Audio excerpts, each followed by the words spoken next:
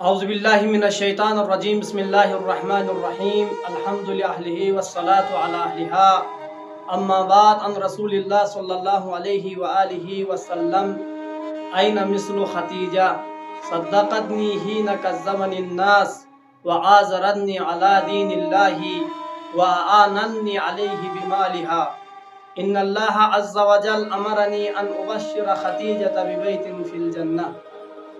ام المومنین محسنہ اسلام حضرت زہرا کی والدہ گرامی، پیغمبر گرامی اسلام صلی اللہ علیہ وآلہ وسلم کی اولین زوجہ مکرمہ حضرت خدیجہ سلام اللہ علیہا ہجرت کے 68 سال پہلے مکہ مکرمہ میں پیدا ہوئی۔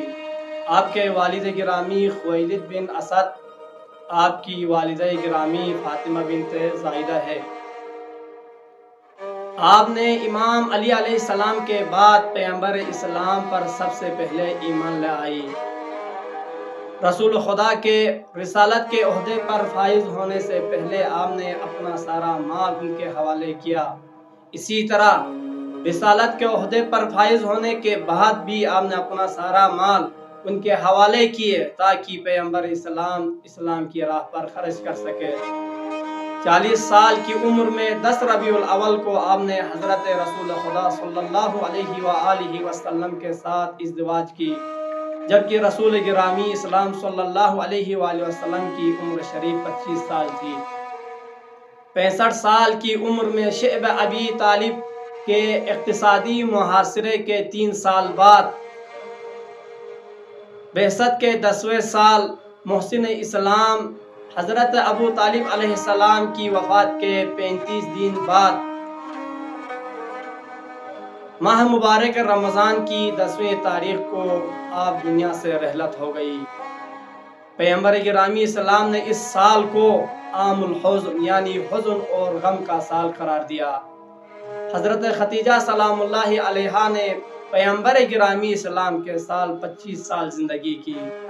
عزیزان محترم، حضرت خدیجہ سلام اللہ علیہا نے اسلام اور پیغمبر کی بہت خدمت کی ہے۔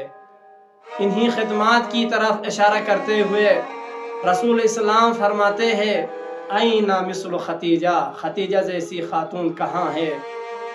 صدقتنی حین کذبنی الناس، اس نے میری اس وقت تصدیق کی، میرے رسول ہونے کا اقرار اس وقت کیا، میری رسالت کی گواہی اس وقت دی، کذبنی الناس، جبکہ سارے لوگ مجھے جھٹلا رہے تھے، مجھے مجنون، ساحر اور کاذب کاہن کے لقب دیا جا رہا تھا، لیکن حضرت خدیجہ نے اس وقت میرے نبی ہونا اور میری رسالت کی گواہی دی اور میری رسالت کی تصدیق کی۔